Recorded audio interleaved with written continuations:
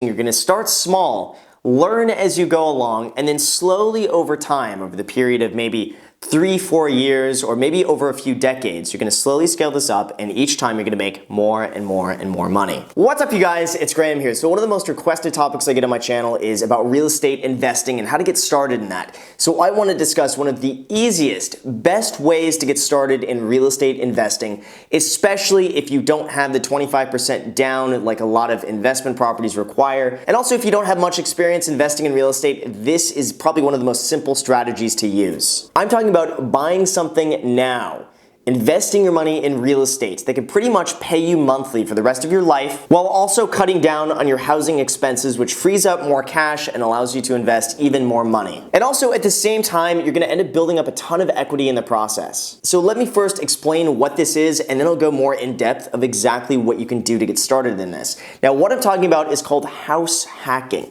which is basically where you buy a multifamily property, move in one of the units, rent out the other units, and when done correctly, this should pay for all of your housing expenses while also paying down the mortgage, while also utilizing a whole bunch of tax advantages of investing in real estate. And by doing this, you've now invested in real estate. And in some situations, you can actually get paid to live for free depending on how much money the rentals are generating you. And by the way, I literally practice what I preach, and this is exactly what I'm doing. I pretty much can live entirely for free and have everything paid for by the tenant, and also by building up equity in the property and everything else that comes along with owning real estate. And that, you guys, is one of the best ways to get started investing in real estate with someone with not a lot of money, and also with someone with very basic experience. And also, one of the advantages of doing this is that you can buy the property as a primary residence, which generally gives you a lower down payment amount, lower interest rates as well. So there are a ton of advantages of buying something for you to live in while also investing it out at the same time. That's another reason why house hacking is one of the best ways to get started investing in real estate. So let's start here. Why would you even do this? Well, as you know, housing could be one of the largest expenses that you have. Here in Los Angeles, it's estimated that 50% of someone's income goes towards their housing expenses. Now, I know in the rest of the US, it's probably closer to about 30 to 35%.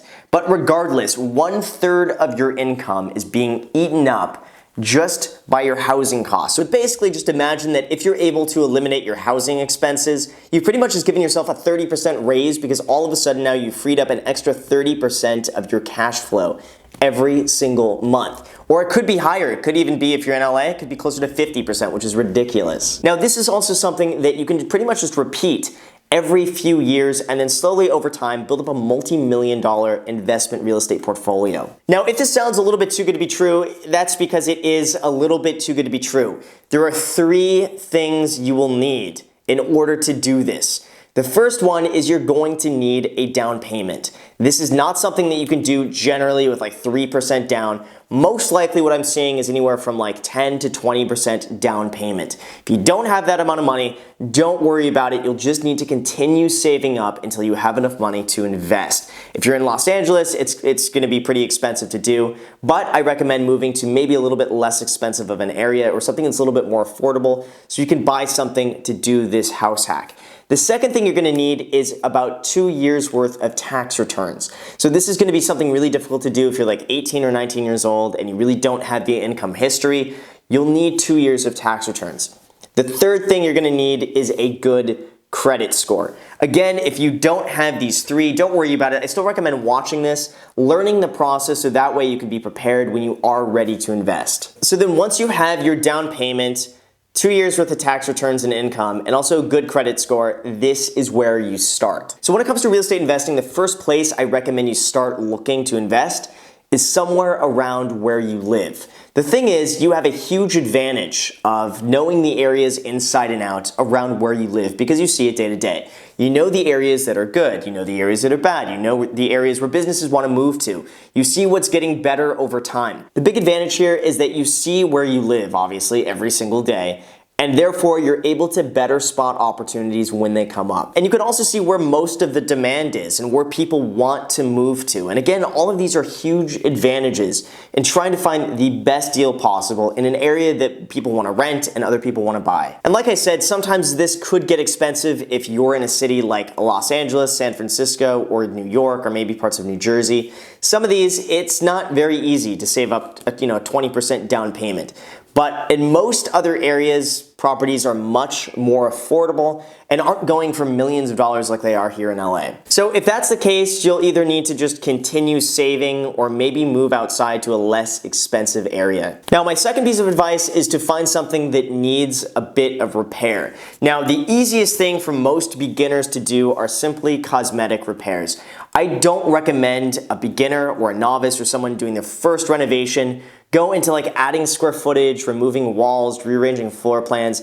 I don't recommend it. I recommend a property that just needs very simple cosmetic repairs. Just imagine a bit like a facelift, like redoing floors, paint, kitchen cabinetry, bathrooms, things like this are very simple to do. They can be done in usually a few weeks to maybe a month, and they have a pretty high ROI for what they are. And also, these are things that most contractors are able to do very easily, or sometimes these are things you can do yourself if you're more handy. And don't get me wrong, you can certainly get into like adding square footage and rearranging floor plans and stuff like that. That does have a pretty good ROI to it. It's a little bit more advanced. It's gonna end up costing you a lot more money, and I do not recommend doing something like that as a first project. And you also don't need to buy something that needs repairs. You could just end up buying something turnkey and move right in.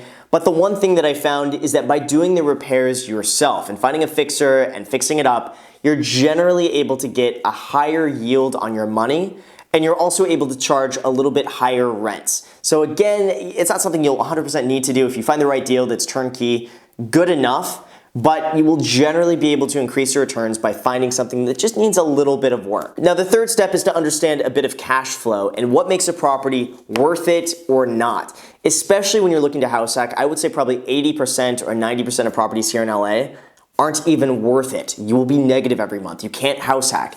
It's a very small percentage of properties at a certain price that will make sense, and learning how to identify this is extremely important. And when calculating something like this, it could be a lot more intricate than just how much money is it making every single month. So the first thing you have is what's called your gross rent. This is the total amount of rent you receive every single month before all of your expenses.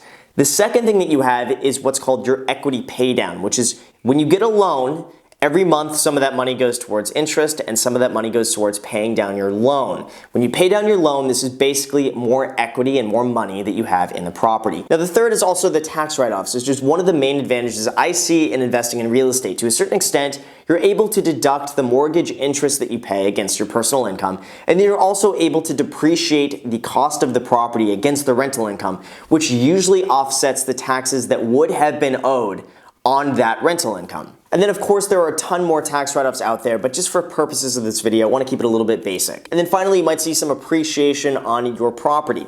Generally, this will be anywhere between 2 and 4% per year. It tends to keep up with inflation, maybe plus 1% or 2, depending on the location. But a lot of this is very location specific, so I won't get into too much about appreciation, because that's something great if it happens, but I never would recommend just purely counting on that alone. Now let's go back to the first point of gross rent. When I mention this, it's a bit misleading, because even though it looks like you're getting a ton of money every month, this is before your expenses. This is before repairs, vacancy, property taxes, insurance, and everything else that goes along with owning a rental property. And also, sometimes you might be responsible for paying the water bill or the gas bill or a gardener or like any other little other expenses that go along with owning the property. So just as a total basic example, let's take a $300,000 property and go over some of the expenses with this. So this one's a triplex, which means you have 3 units in one building. So let's take a closer look on how to examine the cash flow of this property. So we'll say each unit is renting for $800 per month, so the total building is getting $2,400 per month in gross rent.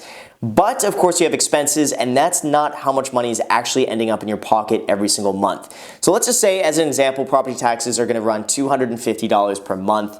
Insurance is another $120 per month. Repairs are going to cost you another $200 per month. Let's say you pay gas and lawn care, that's another $100 per month. So that means your $2,400 per month in gross rent is really more like $1,730 per month. But also, each unit isn't always going to be rented. So let's subtract another $100 a month overall for vacancy.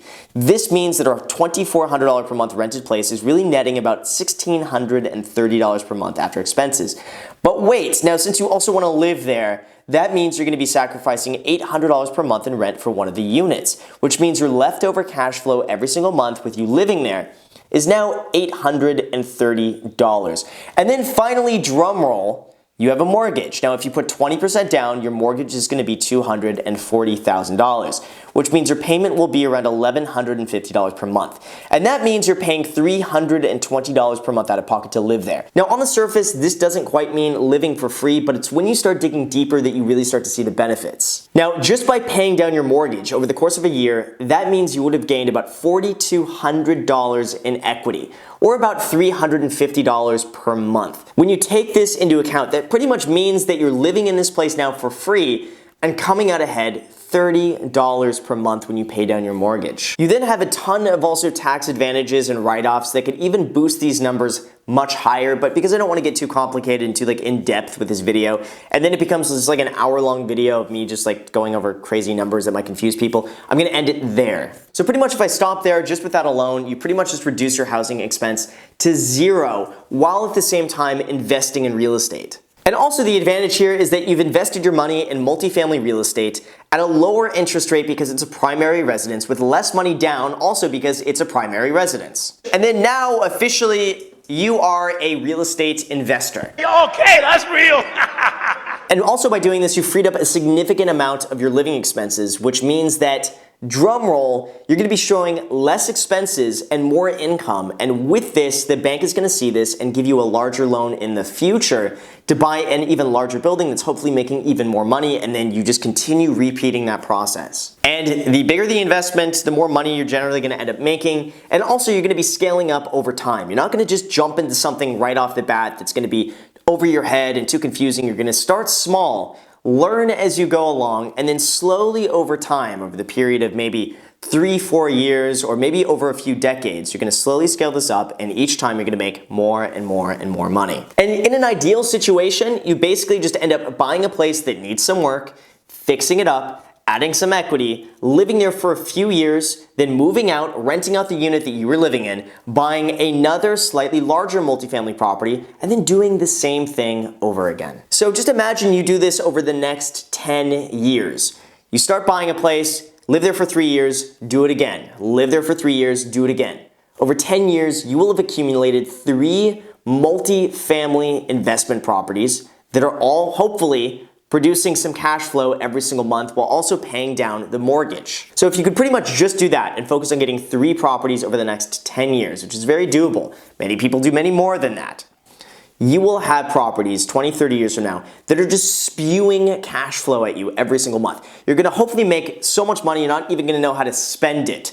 So that is the goal with this. And by doing this, it's pretty much a guaranteed retirement for the most part, just 20, 30 years from now, with a bit of upfront work now, and also by living for free. And it all starts with house hacking and investing in real estate, and this is also what I'm doing myself. And even though I'm living in a duplex right now, I plan in probably another 2 to 3 years, buy something even bigger, something nicer, do the same thing, and then from there, buy something even bigger and something nicer, and just continue moving up. And then in the back, there's gonna be all of these multifamily properties that are gonna be rented out, generating cash flow in some of the best areas in Los Angeles.